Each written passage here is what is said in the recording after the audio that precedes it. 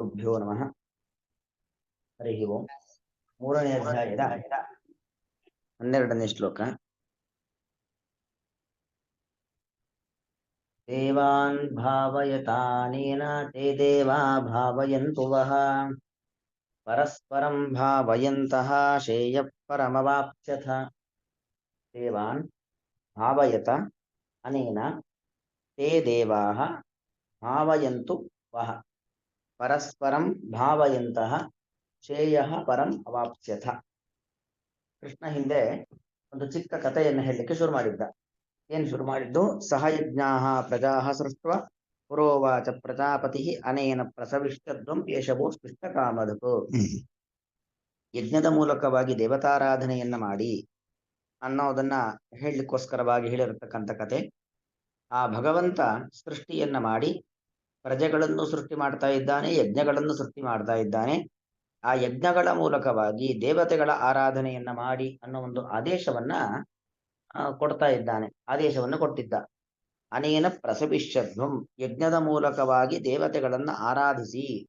ಏಷವೋ ಸ್ಪೃಷ್ಟ ಕಾಮಧುಕ್, ಯಜ್ಞ ಎಂಬುವಂಥದ್ದು ನಿಮ್ಮ ಇಷ್ಟ ಕಾಮನೆಗಳನ್ನ ತುಂಬಿಸುವಂಥದ್ದು. ಅಂದ್ರೆ ಮನುಷ್ಯನ ಏನು ಬಯಕೆಗಳು ಅಂತಿರತ್ತೆ, ಅನೇಕ ರೀತಿಯಾಗಿರ್ತಕ್ಕಂಥ ಬಯಕೆಗಳು, ಆ ಎಲ್ಲಾ ಬಯಕೆಗಳು ಕೂಡ ಪರಿಪೂರ್ಣವಾಗಬೇಕು ಅಂತ ಆದ್ರೆ ಸಾತ್ವಿಕ ಬಯಕೆಗಳು, ರಾಜಸ ತಾಮಸ ಕೆಟ್ಟ ಬಯಕೆಗಳಲ್ಲ, ಒಳ್ಳೆ ಬಯಕೆಗಳ ಪರಿಪೂರ್ಣತೆಗೋಸ್ಕರವಾಗಿ ನಾವೇನು ಮಾಡಬೇಕು? ಯಜ್ಞವನ್ನ ಮಾಡಬೇಕು ಅನ್ನೋದನ್ನ ಭಗವಂತ ಹೇಳಿದ್ದ. ಅದನ್ನೇ ಮತ್ತೆ ನಿರೂಪಣೆ ಮಾಡ್ತಾ ಇದ್ದಾನೆ. ಅನೇನ ದೇವಾನ ಭಾವಯತ, ಅನೇನ ದೇವಾನ ಭಾವಯತ. ಅನೇನ ಅಂದ್ರೆ ಇದರಿಂದ ಅಂದ್ರೆ ಯಾವುದ್ರ ಬಗ್ಗೆ ಮಾತಾಡ್ತಾ ಇರೋದು ಇವಾಗ? ಯಜ್ಞದ ಬಗ್ಗೆ. ಹಾಗಾಗಿ ಯಜ್ಞದ ಮೂಲಕವಾಗಿ ದೇವತೆಗಳನ್ನ ಭಾವಯತ, ಭಾವಯತ ಅಂತ ಹೇಳಿದ್ರೆ ಗೌರವಿಸಿ ಅಂತ ಅರ್ಥ. ದೇವತೆಗಳನ್ನ ಆರಾಧಿಸಿ, ದೇವತೆಗಳನ್ನ ಪೂಜಿಸಿ, ದೇವತೆಗಳಿಗೆ ಕೃತಜ್ಞತಾ ಸಮರ್ಪಣೆ ಮಾಡಿ ಅಂತ ಅರ್ಥ. ಯಾಕಂದ್ರೆ ನಾವು ಕಣ್ಣಿನಿಂದ ನೋಡುತ್ತೇವೆ, ಅಂದ್ರೆ ಕಣ್ಣಿನಲ್ಲಿ ತತ್ವಾಭಿಮಾನಿ ದೇವತೆಗಳಿದ್ದು ನೋಡುವ ಶಕ್ತಿಯನ್ನು ಕೊಟ್ಟಿದ್ದಾರೆ. ಕಿವಿಯಿಂದ ಕೇಳಿಸಿಕೊಳ್ತೇವೆ, ಕೇಳಿಸಿಕೊಳ್ಳುವ ಶಕ್ತಿಯನ್ನ ತತ್ವಾಭಿಮಾನಿ ದೇವತೆಗಳು ಇದ್ದು ನಮಗೆ ಕೊಟ್ಟಿದ್ದಾರೆ. ಹಾಗೆ ನಾವು ನಮ್ಮ ದೇಹದ ಇಂದ್ರಿಯಗಳಿಂದ ಏನೇನು ಕೆಲಸಗಳನ್ನು ಮಾಡ್ತೀವೋ ಆಯಾಯ ಅವಯವಗಳಲ್ಲಿ ಇರತಕ್ಕಂಥ ತತ್ವಾಭಿಮಾನಿ ದೇವತೆಗಳು ಆ ಶಕ್ತಿಯನ್ನು ಕೊಟ್ಟು ನಿರಂತರವಾಗಿ ನಮ್ಮನ್ನ ಕಾಪಾಡಿಕೊಂಡು ಬಂದಿದ್ದಾರೆ, ನಮಗೆ ಜ್ಞಾನವನ್ನು ಕೊಡ್ತಾ ಬಂದಿದ್ದಾರೆ. ಹಾಗಾಗಿ ಉಪಕಾರ ಮಾಡಿರ್ತಕ್ಕಂಥ ವ್ಯಕ್ತಿಗೆ ಪ್ರತ್ಯುಪಕಾರ ಮಾಡಬೇಕಲ್ವಾ? ಅದಕ್ಕೋಸ್ಕರವಾಗಿ ನಾವೇನು ಮಾಡಬೇಕು? ದೇವತೆಗಳಿಗೆ ಪ್ರತ್ಯುಪಕಾರ ಮಾಡ್ಲಿಕ್ಕೆ ಆಗಲ್ಲ. ಯಾಕೆ? ದೇವತೆಗಳು. ಅದಕ್ಕೆ ಕೃತಜ್ಞತಾ ಸಮರ್ಪಣೆ, ನೀವು ಮಾಡಿದ್ದನ್ನು ನಾವು ನೆನಪು ಮಾಡಿಕೊಳ್ತಾ ಇದ್ದೇವೆ ಅನ್ನೋ ಭಾವನೆಯಿಂದಾಗಿ ದೇವತೆಗಳ ಹೆಸರಲ್ಲಿ ಅನೇಕ ರೀತಿಯಾಗಿರುವಂತ ಪೂಜೆ ಪುನಸ್ಕಾರಗಳನ್ನ, ಯಜ್ಞಯಾಗಾದಿಗಳನ್ನ, ದಾನ ಧರ್ಮಾದಿಗಳನ್ನ ಮಾಡುವಂಥದ್ದು. ತನ್ಮೂಲಕವಾಗಿ ಎಲ್ಲಾ ದೇವತೆಗಳ ಅಧಿಪತಿಯಾಗಿರುವಂತ ಭಗವಂತನ ಆರಾಧನೆಯನ್ನು ಮಾಡುವಂಥದ್ದು. ಅನೇನ ದೇವಾನ ಭಾವಯತ, ಇದರ ಮೂಲಕವಾಗಿ, ಯಜ್ಞದ ಮೂಲಕವಾಗಿ, ದ್ರವ್ಯ ಯಜ್ಞ ಇರಬಹುದು, ತಪೋ ಯಜ್ಞ ಇರಬಹುದು, ಸಾಧ್ಯ ಯಜ್ಞ ಇರಬಹುದು, ಅಗ್ನಿಯಲ್ಲಿ ಆಹುತಿ ಕೊಡ್ತಕ್ಕಂಥ ಯಜ್ಞ ಇರಬಹುದು, ಯಾವುದೇ ಒಂದು ಯಜ್ಞದ ಮೂಲಕವಾಗಿ ದೇವತೆಗಳನ್ನು ಪೂರಿಸಿ. ತೇ ದೇವ ಭಾವಯಂತು, ಆ ದೇವತೆಗಳು ನಿಮ್ಮನ್ನ ಭಾವಯಂತು ಅಂದ್ರೆ ವರ್ಧಯಂತು ಅಂತ ಅರ್ಥ. ಅಂದ್ರೆ ನಿಮಗೆ ಬೇಕಾಗಿರುವಂತ ಅಭಿವೃದ್ಧಿಯನ್ನ ದೇವತೆಗಳು ಉಂಟು ಮಾಡ್ಲಿ. ಯಾಕಂದ್ರೆ ನೋಡಿ, ನಮಗೆ ಶರೀರ ಮಾಧ್ಯಮ ಕಲು ಧರ್ಮ ಸಾಧನಂ ಅಂತ ಒಂದು ಕಾಳಿದಾಸನ ಮಾತು. ನಾವೇನೇ ಧರ್ಮಾಚರಣೆ ಮಾಡಬೇಕು ಅಂತ ಆದ್ರೆ ಶರೀರ ಶಕ್ತವಾಗಿರಬೇಕು ಅಲ್ವಾ? ನಮ್ಮ ಶರೀರ ಅದು ಗಟ್ಟಿಮುಟ್ಟಾಗಿರಬೇಕು. ಮತ್ತು ಧರ್ಮಾಚರಣೆ ಮಾಡಲಿಕ್ಕೆ ಅವಕಾಶಗಳು ಬೇಕು, ದುಡ್ಡು ಬೇಕು, ಪರಸ್ಪರ ಪತಿಪತ್ನಿಯರಲ್ಲಿ ಸಹಕಾರಗಳು ಬೇಕು, ಬಂಧು ಬಾಂಧವರ ಸಹಕಾರ ಬೇಕು, ಯೋಗ್ಯವಾದ ಋತ್ವಿಜರು ಸಿಗಬೇಕು. ಒಬ್ಬ ವ್ಯಕ್ತಿಗೆ ಕಾಯಿಲೆ ಬಂದಿದೆ, ಬಂದ ಕಾಯಿಲೆ ಪರಿಹಾರ ಆಗಬೇಕು ಅಂತ ಆದ್ರೆ ಒಳ್ಳೆ ವೈದ್ಯರು ಸಿಕ್ಕಿದ್ರೆ ಏನಾಗತ್ತೆ? ಕಾಯಿಲೆ ಪರಿಹಾರವಾಗತ್ತೆ. ಸರಿಯಾದ ವೈದ್ಯ, ನಮ್ಮ ಅದೃಷ್ಟ ಸರಿ ಇಲ್ಲದೆ ಒಳ್ಳೆ ವೈದ್ಯ ಸಿಕ್ಕಿಲ್ಲ ಅಂತ ಆದ್ರೆ ಅವಾಗ ಏನಾಗತ್ತೆ? ಆ ಒಂದು ಕಾಯಿಲೆಗೆ ಅಂತ ಆಸ್ಪತ್ರೆಗೆ ಹೋದಂತ ವ್ಯಕ್ತಿಗೆ 10 ಕಾಯಿಲೆಗಳು ಹುಟ್ಟಿಕೊಳ್ಳುವ ಸಾಧ್ಯತೆ ಇರುತ್ತೆ. ಹಾಗೆ ನಾವು ಯಜ್ಞಯಾಗಾದಿಗಳನ್ನ ಮಾಡಿಸ್ಬೇಕು ಅಂತ ಆದ್ರೆ ನಮ್ಮ ಅದೃಷ್ಟಕ್ಕೆ ಅನುಗುಣವಾಗಿ ಒಳ್ಳೆ ವ್ಯಕ್ತಿ ಸಿಗಬೇಕು. ಯಜ್ಞವನ್ನ ಮಾಡಿಸ್ತಕ್ಕಂಥ ಋತ್ವಿಜರು ಅಂತ ಏನಿದ್ದಾರೋ ಅವರು ಶಾಸ್ತ್ರಾದಿಗಳನ್ನ, ಯಾಕಂದ್ರೆ ಆಚಾರ್ಯಂ ವರಯೇದಾದು ವೇದ ವೇದಾಂಗ ಪಾರಗಂ ಅಂತ ಶಾಸ್ತ್ರದ ಮಾತು. ನಾವು ಯಾರ ಮೂಲಕವಾಗಿ ಯಜ್ಞಾದಿಗಳನ್ನ ಮಾಡಿಸ್ಬೇಕು ಅಂದ್ರೆ ವೇದ ವೇದಾಂತವನ್ನ ಅಧ್ಯಯನ ಮಾಡಿರುವ ಅವರ ಮೂಲಕವಾಗಿ ಮತ್ತು ಪ್ರಸನ್ನ ಮನಸ್ಸಿನಿಂದಾಗಿ. ಬರೀ ವೇದ ವೇದಾಂತವನ್ನು ಅಧ್ಯಯನ ಮಾಡಿದ ಕೂಡಲೇ ಆಗೋದಿಲ್ಲ, ಪ್ರಸನ್ನ ಮನಸ್ಕರಾಗಿ ಆಗಿರುತ್ತಾರೋ. ಯಾಕಂದ್ರೆ ಪ್ರಸನ್ನ ಚೇತಸ್ಸು ಯಾರಲ್ಲಿ ಇರುತ್ತೋ ಅಂತಹ ವ್ಯಕ್ತಿಗಳಲ್ಲಿ ಭಗವಂತ ಸನ್ನಿಹಿತನಾಗಿದ್ದುಕೊಂಡು ಯಜ್ಞವನ್ನ ಮಾಡಿಸ್ತಾನೆ, ಯಜ್ಞದ ಆಹುತಿಗಳನ್ನು ಸ್ವೀಕಾರ ಮಾಡ್ತಾನೆ. ಹಾಗಾಗಿ ಆ ಒಂದು ಪ್ರಸನ್ನವಾದ ಮನಸ್ಥಿತಿ, ವೇದಾಂತಗಳ ಅಧ್ಯಯನ ಇದೆಲ್ಲ ಯಾರಲ್ಲಿ ಇದೆಯೋ ಅಂತಹ ಋತ್ವಿಜರು ಸಿಕ್ಕಿ ನಮಗೆ ಯಜ್ಞವನ್ನ ಮಾಡಿಸುವಂತ ಒಂದು ಸೌಭಾಗ್ಯ ಪ್ರಾಪ್ತಿಯಾಗಬೇಕು. ಹಾಗಾಗಿ ಆ ಕ್ರಮದಲ್ಲೇ ಯಜ್ಞವನ್ನ ಮಾಡಬೇಕು ಅಂತ ಅಭಿಪ್ರಾಯ. ಅದಕ್ಕೆ ತೇ ದೇವ ಭಾವಯಂತು ವಹ, ಅಂತಹ ನಿಮ್ಮಿಂದ ಆರಾಧಿಸಲ್ಪಟ್ಟಂತಹ ದೇವತೆಗಳು ನಮಗೆ ಪ್ರಾಮಾಣಿಕವಾದ ಕಾಳಜಿ ಇರಬೇಕು. ನಾವು ದೇವತೆಗಳ ಋಣವನ್ನ ಈ ಒಂದು ಯಜ್ಞದ ಮೂಲಕವಾಗಿ ತಿಳಿಸ್ತೇವೆ. ಹೇಗೆ ಪಿತೃಋಣವನ್ನ ಶ್ರಾದ್ದಾದಿಗಳ ಮೂಲಕವಾಗಿ ತೀರಿಸ್ತೇವೋ, ನಮ್ಮ ಮೇಲೆ ದೇವತಾ ಋಣವೂ ಕೂಡ ಇದೆ. ಯಾಕಂದ್ರೆ ನಾವೊಬ್ಬ ಜೀವಿಯಾಗಿ ತಾಯಿಯ ಗರ್ಭದಲ್ಲಿ ಇದ್ದಾಗಿನಿಂದ ಹಿಡಿದು ಈ ಕ್ಷಣದವರೆಗೂ ನಾವು ಬದುಕ್ತಾ ಇದ್ದೇವೆ ಅಂದ್ರೆ ಪ್ರತಿ ಕ್ಷಣದಲ್ಲೂ ಕೂಡ ದೇವತೆಗಳ ಒಂದು ಅನುಗ್ರಹ, ದೇವತೆಗಳು ನಮಗೆ ಕೊಡ್ತಕ್ಕಂತಹ ಸಹಕಾರ, ಅವರಿಂದ ನಾವು ಅನೇಕ ಉಪಕಾರವನ್ನ ಪಡೆದಿರೋದು ಅದೆಲ್ಲವೂ ಇದ್ದೇ ಇರುತ್ತೆ.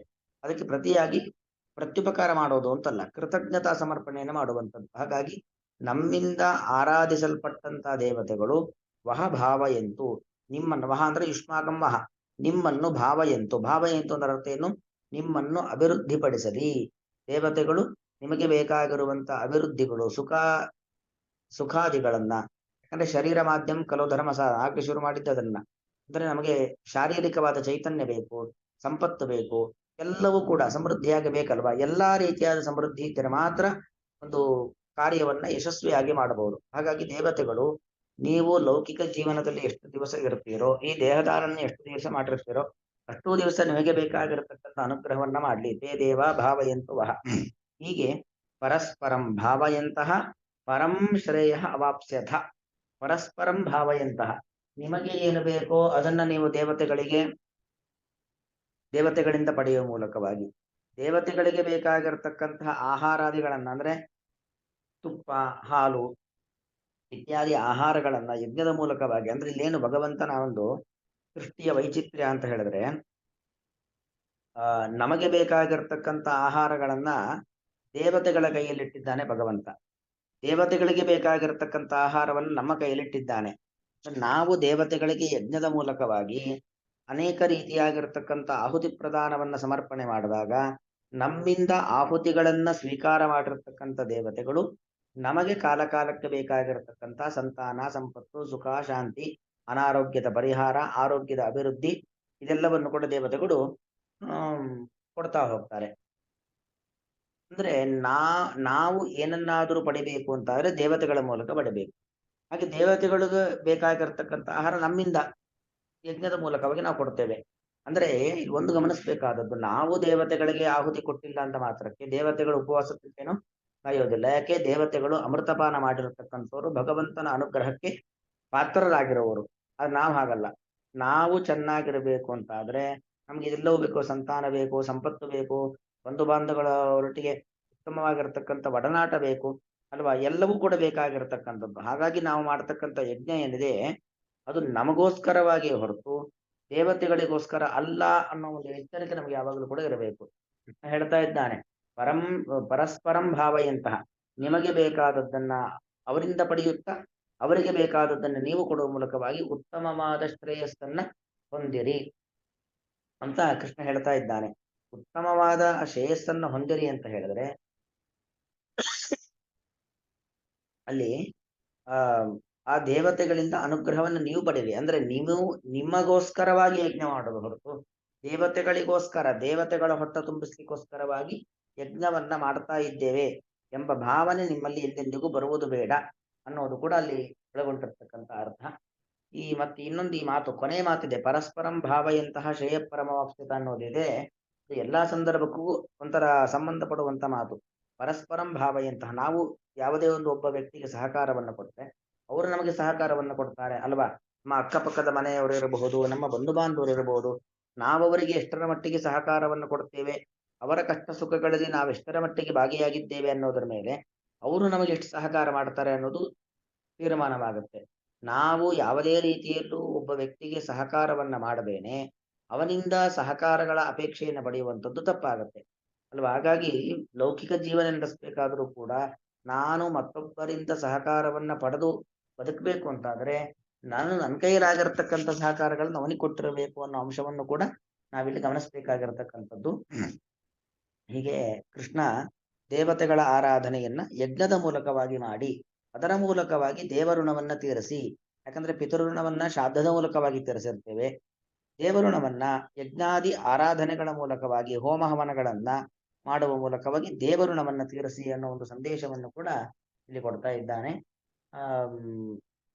ದೇವಾನ್ ದೇವತೆಗಳನ್ನು ಅನೇನ ಈ ಯಜ್ಞದ ಮೂಲಕವಾಗಿ ಭಾವಯಂತ ಆರಾಧಿಸಿರಿ, ಅಂದ್ರೆ ದೇವತೆಗಳಿಗೆ ಕೃತಜ್ಞತಾ ಸಮರ್ಪಣೆಯನ್ನ ಮಾಡಿರಿ.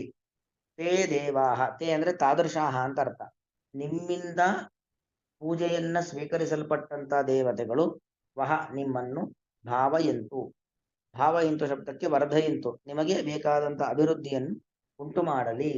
ಏವಂ ಈ ರೀತಿಯಾಗಿ ಪರಸ್ಪರಂ ಭಾವಯಂತಹ, ಒಬ್ಬರಿಗೆ ಮತ್ತೊಬ್ಬರು ಸಹಕಾರವನ್ನ ಕೊಡುವ ಮೂಲಕವಾಗಿ ಒಬ್ಬರು ಮತ್ತೊಬ್ಬರಿಗೆ ಬೇಕಾದದನ್ನು ಕೊಡುವುದು, ಅವರಿಂದ ನೀವು ಪಡೆಯುವ ಮೂಲಕವಾಗಿ ಪರಂ ಶ್ರೇಯ ಅವಾಪ್ಸ್ಯತ, ಅತ್ಯುತ್ತಮವಾದ ಶ್ರೇಯಸ್ಸನ್ನ ನೀವು ಪಡೆಯುತ್ತೀರಾ. ಇಲ್ಲಿ ಶ್ರೇಯಸ್ಸು ಅಂದ್ರೆ ಏನು ಅಂದ್ರೆ ಒಟ್ಟು ಎರಡು, ಒಂದು ಪ್ರೇಯಸ್ಸು, ಇನ್ನೊಂದು ಶ್ರೇಯಸ್ಸು. ಪ್ರೇಯಸ್ಸು ಅಂತ ಹೇಳಿದ್ರೆ ಆ ತಾತ್ಕಾಲಿಕವಾದ ಇಷ್ಟ. ಒಂದು ಮಗು ಚಾಕ್ಲೇಟು, ಐಸ್ ಕ್ರೀಮು ಇತ್ಯಾದಿಗಳು ಬೇಕು ಅಂತ ಹಠ ಮಾಡತ್ತೆ, ತಿನ್ನತ್ತೆ, ಇಷ್ಟಪಟ್ಟು ತಿನ್ನತ್ತೆ.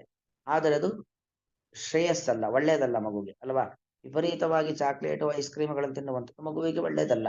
ಇದು ಪ್ರೇಯ, ಆ ತಾತ್ಕಾಲಿಕವಾಗಿ ಇಷ್ಟ. ಆದರೆ ಶ್ರೇಯಸ್ ಅಂದ್ರೆ ನಿಜವಾಗಿ ಸುಖ. ಏನೋ ಸುತ್ತುಕಾರ ಇತ್ಯಾದಿಗಳನ್ನು ಹಾಕ್ತಾರೆ, ಬೇರೆ ಬೇರೆ ತರ ಚಿಕ್ಕ ಮಕ್ಕಳಿಗೆಲ್ಲ ಔಷಧಿಗಳನ್ನೆಲ್ಲ ಹಾಕ್ತಾರೆ, ನಾಟಿ ಔಷಧಿಗಳ, ಅದು ಕೇವಲ ತಾತ್ಕಾಲಿಕ ರೋಗ ಪರಿಹಾರಕ್ಕಲ್ಲ.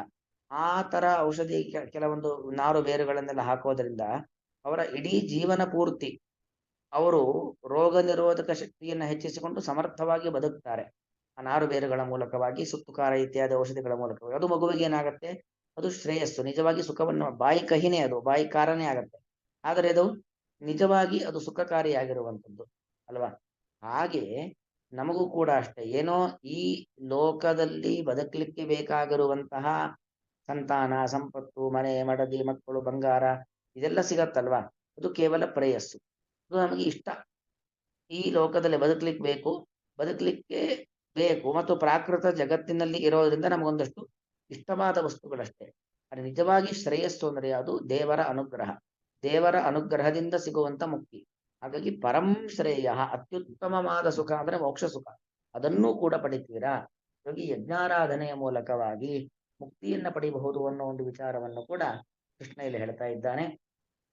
ದೇವಾನ್ ಭಾವಯತಾನೇನ ತೇ ದೇವಾ ಭಾವಯಂತು ವಃ, ತೇ ದೇವಾ ಭಾವಯಂತು ವಃ, ಪರಸ್ಪರಂ ಭಾವಯಂತಃ ಶ್ರೇಯ ಪರಮವಾಪ್ಸ್ಯಥ. ಪರಂ ಶ್ರೇಯ ಅವಾಪ್ಸ್ಯಥ, ಅತ್ಯುತ್ತಮವಾದ ಶ್ರೇಯಸ್ಸನ್ನ ನೀವು ಹೊಂದಿರಿ ಅನ್ನೋದು ಇಲ್ಲಿ ಕೃಷ್ಣ ಹೇಳ್ತಕ್ಕಂಥದ್ದು. ಇನ್ನೊಂದು, ಈ ಯಜ್ಞ ಅನ್ನೋದೇನಿದೆ, ನಾವು ದೇವತೆಗಳಿಗೆ ಏನನ್ನೇ ಸಮರ್ಪಣೆ ಮಾಡಬೇಕಾದ್ರೂ ಎರಡು ಮಾಧ್ಯಮ. ಭಾಗವತನೇ ನಮಗೆ ಬ್ರಹ್ಮದೇವರು ಹೇಳತಕ್ಕಂಥ ಮಾತು, ಬ್ರಹ್ಮದೇವರಿಗೆ ಭಗವಂತ ಹೇಳತಕ್ಕಂಥ ಮಾತು, ಸ್ವಯಂ ವಿಪ್ರಾಗ್ನಿ ಜಿಕ್ಮಾಭ್ಯಾಂ ಅಷ್ಟಾಮಿ ಕಮಲಾಸನ ಅಂತ. ಕಮಲಾಸನ ಅಂದ್ರೆ ಎಲೆ ಬ್ರಹ್ಮದೇವನೇ, ನಾನು ಎರಡು ತರ ನೀವು ಕೊಡುವಂತ ಆಹುತಿಗಳನ್ನು ಸ್ವೀಕಾರ ಮಾಡ್ತೇವೆ. ಒಂದು ಅಗ್ನಿ ಜಿಕ್ವೆ, ಇನ್ನೊಂದು ವಿಪ್ರ ಜಿಕ್ವೆ. ಅಗ್ನಿಯಲ್ಲಿ ಕೊಟ್ಟದ್ದನ್ನ ಭಗವಂತ ನೇರವಾಗಿ ಸ್ವೀಕಾರ ಮಾಡ್ತಾನೆ. ಇನ್ನೊಂದು ವಿಪ್ರ ಅಂದ್ರೆ ಯಾರು? ಜನ್ಮನಾ ಜಾಯಿತೆ ಜಂತು ಸಂಸ್ಕಾರೈ ದ್ವಿಜ ಉಚ್ಯತೆ, ವೇದಾಭ್ಯಾಸೇನ ವಿಪ್ರತ್ವಂ. ಹುಟ್ಟಿದವನು ಜಂತು, ಉಪನಯನ ಸಂಸ್ಕಾರವಾದ್ಮೇಲೆ ದ್ವಿಜ ಅಂತ ಕರೆಸಿಕೊಳ್ತಾನೆ. ಉಪನಯನ ಸಂಸ್ಕಾರದ ನಂತರದಲ್ಲಿ ನಿರಂತರವಾಗಿ ವೇದಾಂತವನ್ನು ಯಾರು ಅಧ್ಯಯನ ಮಾಡಿಕೊಂಡು ಬರುತ್ತಾನೋ ಅವನು ವಿಪ್ರ. ಅವನಿಗೇನಾದ್ರೂ ನಾವು ಕೊಟ್ಟರೆ ಭಗವಂತ ಅದನ್ನು ಸ್ವೀಕಾರ ಮಾಡ್ತಾನಂತೆ. ಹಾಗಾಗಿ ನಾವು ದೇವರಿಗೆ ಏನಾದ್ರೂ ಕೊಡಬೇಕು ಅಂತಾದ್ರೆ ಒಂದ ಯಜ್ಞ ಅಥವಾ ವಿಪ್ರಾರಾಧನೆ, ಅದು ಬಹಳ ಮುಖ್ಯವಾಗಿರತಕ್ಕಂಥದ್ದು. ಅದರ ಮೂಲಕವಾಗಿ ನಾವು ಭಗವಂತನಿಗೆ ಸಮರ್ಪಣೆ ಮಾಡಬಹುದು ಏನನ್ನಾದ್ರೂ. ಇದು ಒಂದು. ಇನ್ನೊಂದು, ಯಜ್ಞ ಅನ್ನೋದೇನಿದೆ, ಯಥಾ ಶಸ್ತ್ರ ಪ್ರಹಾರಾಣ ಕವಚಂ ವಿನಿವಾರಕಂ ತಥಾ ದೈವೋಪಘಾತಾನಾಂ ಶಾಂತಿರ್ಭವತಿ ವಾರಣಂ ಅಂತ. ಯುದ್ಧದಲ್ಲಿ ಶತ್ರುಗಳ ಆಘಾತ ಆಗಬಾರದು ಅಂತ ಕವಚ ಹಾಕೊಳ್ತಾರೆ, ಅಲ್ವಾ? ಎಷ್ಟೇ ಬಿಲ್ಲು ಬಾಣಗಳು ಬಿದ್ದರೂ ಕೂಡ ಆ ಕವಚದ ಒಳಗಿರುವಂತ ದೇಹಕ್ಕೇನು ಆಗೋದಿಲ್ಲ, ದೇಹಕ್ಕೆ ಹಾನಿ ಆಗೋದಿಲ್ಲ. ಹಾಗೆ ನಮ್ಮ ಹುಟ್ಟು ಸಾವುಗಳೆಂಬ ಸಂಸಾರ ಅಂತ ಏನಿದೆ, ಇದು ಕೂಡ ವಿಧಿಯ ಜೊತೆಗೆ ಆಟವಾಡುವಂತ ದೊಡ್ಡ ಯುದ್ಧ, ವಿಧಿ ಜೊತೆಗೆ ನಡೆತಕ್ಕಂಥ ದೊಡ್ಡ ಯುದ್ಧ. ಆ ಯುದ್ಧದಲ್ಲಿ ಯಾವ ಕಾಲದಲ್ಲಿ, ಯಾವ ಸಂದರ್ಭದಲ್ಲಿ, ಯಾವ ದೇಶದಲ್ಲಿ ಯಾವ ರೀತಿಯಾದ ಆಘಾತ ಆಗತ್ತೆ ಅಂತ ಗೊತ್ತಿಲ್ಲ. ಹಾಗಾಗಿ ನಾವೇನ್ ಮಾಡಬೇಕು ಅಂತ ಹೇಳಿದ್ರೆ ಯಜ್ಞಾದಿಗಳನ್ನ ಮಾಡುವ ಮೂಲಕವಾಗಿ ಶಾಂತಿರ ಭವತಿ ವಾರಣಂ, ಯಜ್ಞ ಎಂಬುದು ನಮ್ಮನ್ನ ರಕ್ಷಾ ಕವಚವಾಗಿ ಇದ್ದು ನಮ್ಮ ಸುತ್ತ ಇದ್ದು ನಮ್ಮನ್ನ ಕಾಪಾಡುತ್ತೆ. ಹಾಗಾಗಿ ನಮ್ಮನ್ನ ನಾವು ವಿಧಿಯ ಆಘಾತದಿಂದ ರಕ್ಷಣೆ ಮಾಡಿಕೊಳ್ಳಿಕ್ಕೋಸ್ಕರವಾಗಿಯೂ ಕೂಡ ಯಜ್ಞ ಮಾಡಬೇಕು. ನಾವು ನಮ್ಮ ದುರಿತಗಳನ್ನ ದೂರ ಮಾಡಿಕೊಂಡು ಇಷ್ಟವನ್ನ ನಮಗೆ ಬೇಕಾದದ್ದನ್ನ ಪಡೆಯಲಿಕ್ಕೋಸ್ಕರವಾಗಿಯೂ ಕೂಡ ಯಜ್ಞವನ್ನ ಮಾಡಬೇಕು ಅನ್ನೋ ವಿಚಾರವನ್ನ ನಾವಿಲ್ಲಿ ಗಮನಿಸಬೇಕಾಗಿರುವಂಥದ್ದು. ದೇವಾನ್ ಭಾವಯತಾನೇನ ತೇ ದೇವಾ ಭಾವಯಂತು ವಃ ಪರಸ್ಪರಂ ಭಾವಯಂತಹ ಶ್ರೇಯ ಪರಮವಾಪ್ತ್ಯಥ. ಶ್ರೀಕೃಷ್ಣಾರ್ಪಣ.